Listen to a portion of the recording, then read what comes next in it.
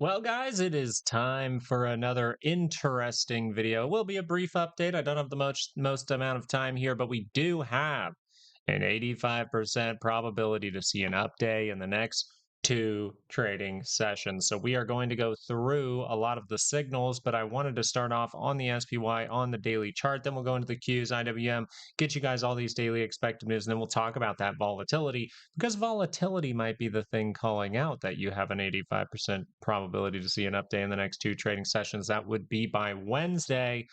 But are we going to see it while we're near positive territory tomorrow? That's what we're wondering, especially considering we will get some inflation data tomorrow. So it should be an interesting time. If you'd like to join us for the live show in the morning, we would love to have you. But we need to acknowledge some things on the SPY about this daily chart to start off.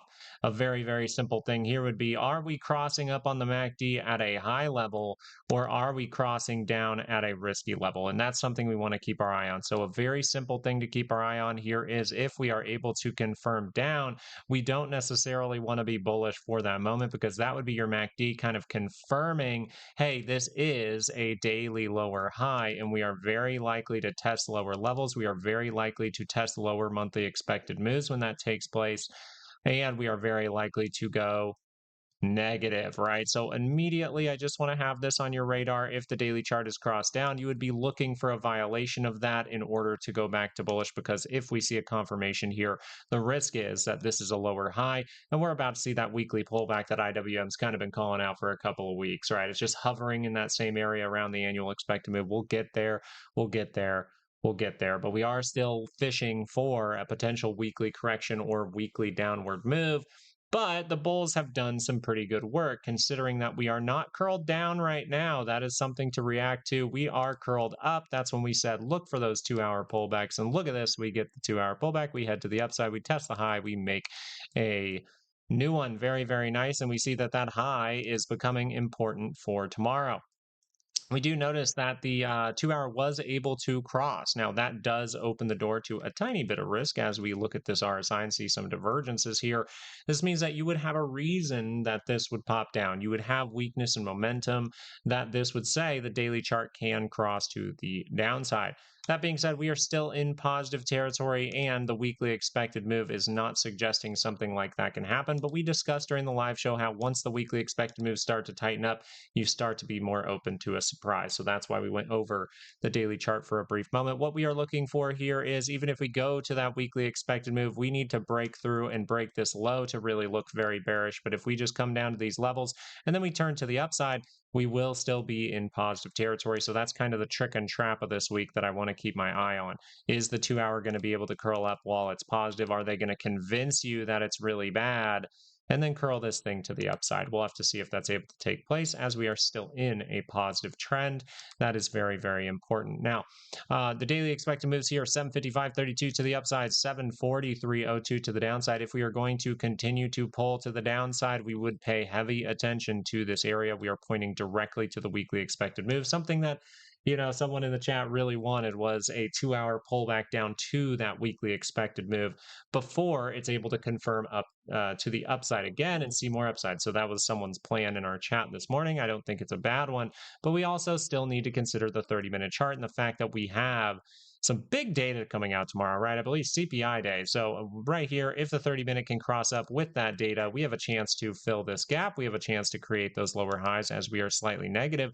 But you notice that would take you directly into positive territory, which usually leans most of the probabilities into, you just made a new high, you broke the low, but you didn't make a lower high to send you lower, right? We didn't see the structure to go lower. We exceeded that and made a new high. So even price action here is suggesting that a 30-minute high or low would be an overall good thing.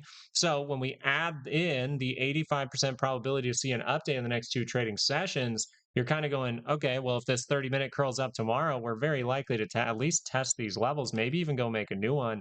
That's not heading in the downward direction. That's heading in the upward direction. But we have to see how that data comes out, because if we are able to see a bad reaction due to this data, we will be looking at the 30-minute chart dropping down to the daily expected move of 743.02.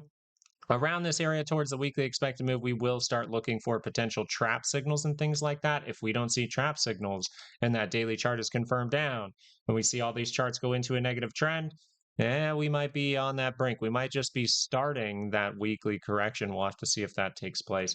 Let's flip over to the Qs because the Qs are actually a little bit more negative here, and your daily expected move suggests we could get rejected in those good sellers. So we will be paying attention to that. You notice that we were able to slightly take out this high. So we suggested during the live chat, you really don't want to go below these type of levels. So you really don't want to see a break of the weekly expected move. But as we're very, very close to it, we have to consider that we can get there. If the 30-minute did curl up, the positioning of the MACD is suggesting that we need to watch for a lower high. So we would need some kind of surprise data probably tomorrow for the Qs.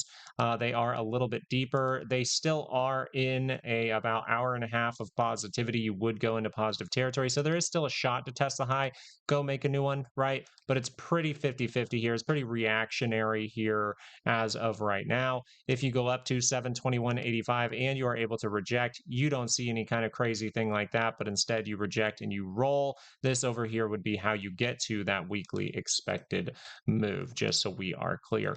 If we go to the downside first thing and we shoot down to that daily expected move, we will be looking for trap signals down here. But if we're able to break that low, get some kind of counter bounce to come back into here by the end of the week, most likely on the 2-hour chart, right? The 2-hour chart's able to break that low. Then we get some kind of bounce. Well, then that roll would be how we get to the downward monthly expected move, just so you are aware. So it looks like the next couple of sessions going to be very, very important for um, the actual state of the market. Are we going to see a weekly pullback? Are we going to continue the positivity? Are these signals in here going to get it right? Are we going to be able to carve out some kind of wonky 2-hour higher low over here before we see an extreme breakout kind of move? Or does the data just shoot you down right now? So we will be live in the morning. Make sure to tune into our live show in the morning so that you can get those updates with us. Before we get into IWM, guys, the full technical analysis course, I'm very happy that a lot of you guys who took it over the weekend are coming in and asking questions and overall sending me great emails, and overall very, very happy with your learning. I love to see it. I also love that people are still going back and reviewing it because it is yours once you buy it. Any kind of updates will still be yours. There's no extra charge for any updates. If there is an extra charge, then it is not part of that course. But right now, you can literally go learn all this stuff and get a great understanding of how markets move for 80% off, just about $200, and you can get that thing down in the description. Get it while it lasts because we're halfway done with summer and we will be closing down that sale and the price will go way up in August. So check that out. As of right now, an interesting thing for IWM is the 2-hour chart. But remember that this daily divergence is still confirmed and the 2-hour chart just rolled. So if the 2-hour chart just rolled, you are at risk of seeing a major drop. What stops us from getting IWM to continue to tell us like, hey, we're getting a weekly pullback here? Well, what stops us is if the 2-hour can confirm up with some kind of higher low, right? Some kind of divergence is usually what we say, or you make a higher low of your own, and then you start to take out those previous highs and you build back. That's how you turn up the daily chart while you are still in positive territory. So as of right now, if you're able to curl up the 2-hour chart, it would be an overall violation of the daily divergences suggesting a weekly pullback is here for IWM. Okay, that would be a violation. We would need to see that reconfirm in my book. Wouldn't be 100% violation until the daily turns up, but this is kind of your hint that it's going to violate if in some way. So as of right now, 297.42 to the upside, 289.54. Where did we start to really run into trouble? Well, we started to run into trouble right at the annual expected move. So we've been well aware that the market can be decently risky here. But we do see the ability of the SPY to get to 800 as it's not at its annual expected move yet. Therefore, we are willing to say that IWM and the Qs can make a move outside of their annual expected upside move, just so you are aware. That is our overall mentality towards this. The daily chart here, though, would need to curl up for that to take place. So really, I think the 2-hour is the best signal to watch here. Hey, did the 30 minutes give you any kind of hints? Not necessarily. Now, this may be considered a higher low for the 30-minute as well, right? We see that we're kind of breaking down. We're able to hold. We're testing. We're testing. We're testing. Can we confirm up? And the big deal here is, can you get a sizable move? Because if we fail to get to the daily expected move and roll again, it's very likely we're just continuing the selling here, right? The trend is no longer up. It's down. So what we would like to see here with the data tomorrow for IWM, and I know this is what some members were looking at, is we would like to see a nice 30-minute curl up that not only gets that daily expected move, but probably takes out that 298 price. Then people get really, really, really, really bullish. But watch this. We might even have on our hands tomorrow, we might have a 85% chance for a down day in the next session. They usually do kind of stack up like that. Then we potentially get a Wednesday down day, where then Thursday we're able to keep climbing for IWM. That is what I'd be really watching for. But let's tackle this with volatility. Remember, we said we did not like the fact that this was a pretty big move up to here. But notice it took place at my little anecdotal level. If you want to mark those off, 1683, 1504. Those are two of them. There's a couple more, but overall, why didn't I like this? I wanted to see us set up some kind of reversal signal here for a 2-hour pullback or something like that in the market. But the fact that we jumped up like this, it shot us into positive territory. That means that volatility is not suggesting that the selling is going to stop as of right now. It's kind of agreeing with the Qs, saying like, yeah, we can get some kind of bounce, causing the VIX to drop off, but a higher low is likely for the VIX, just kind of like a lower high is pretty likely on the 30-minute for the Qs. So as of right now, not necessarily seeing something that suggests that volatility should stop here, actually seeing more that it shall continue. What can stop that though? Some data. We'll see the reaction to data in the morning. You never want to base it solely off of volatility. So remember everything that we've talked about in this video. So if the 30-minute is able to pull back or just extend right now, right, we can see how that could extend right now. It's just positive in positive territory. It looks like we would look for 30-minute higher lows, and the 2-hour chart was able to go positive. That's pretty crazy, which means that we have to start to pay attention to this daily chart. If the daily chart is able to curl up, yes, you have a wonky move in here, but we can clean it up by looking at the futures, and we see that divergence we've mentioned over and over. It finally has formed. Remember here when we start talking about it, right in here we start talking about, we said watch for it to form a divergence potentially here, right? We'll look for higher lows, but also very much so need to pay attention to a divergence. And we notice that it's very, very close to crossing up. So you're still in that battle where we haven't really seen a big breakout in either direction. Now the weekly expected moves are tight. You are vulnerable to seeing a surprise here, and this is the signal to watch. And if you wanted to do it, if you wanted to watch it just on volatility, I think that's perfectly fine as well. You've seen confirmation with RSI. We've seen confirmation with the reading. So that's very, very important.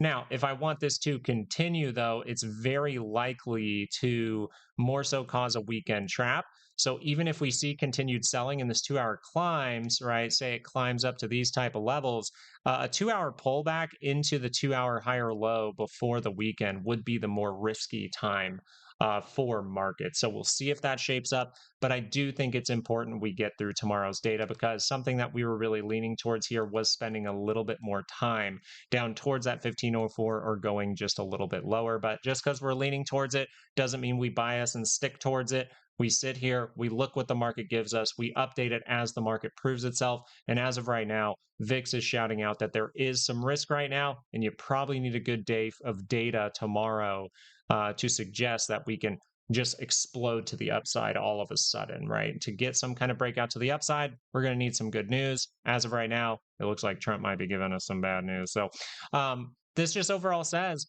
we have the divergences, we have the 2-hour cross down.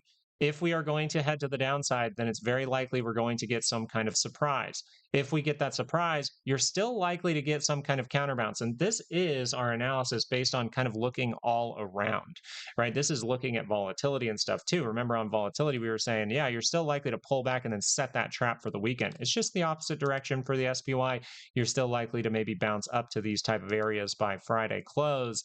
And then we can see if we're able to roll going into early next week, set some kind of weekend trap. That's how you really break down here. So how does that go wrong? Well, it goes wrong if the 2-hour chart's able to curl up. How does the 2-hour chart start to curl up? the 30-minute hint. So the 30-minute is still by that center line. If you get good data and that causes the 30-minute to cross up in positive territory, then you are likely to do what? Test the high and go make a new one. And tomorrow morning, if you're still watching to this point, I thank you. Take a look at those things down in the description. Yes, but I will have something for you tomorrow morning. I will give you the second standard deviations during the live show in the morning. Just try to remind me because sometimes I'm forgetful, okay? Hey guys, I had a lot of fun with this analysis. We had a great live show this morning. I really appreciate you guys. My mom's doing fine. Someone stole a car with my neighbor's car or her neighbor's car or whatever, and she's doing fine. She was just a little shaken up. But overall, guys, I thank you so much for being just a fantastic community. I hope you get to spend some time with friends and family tonight. If not that, at least treat yourself maybe to a nice meal. Say thank you to God for the life that He's given you and the blessings that He gives us every day. And keep Him in mind as we move forward so we can show kindness to more people around us. I would really appreciate people focusing on kindness towards others. I think that's important these days. Thank you guys so much and have a great rest of your day. Peace out.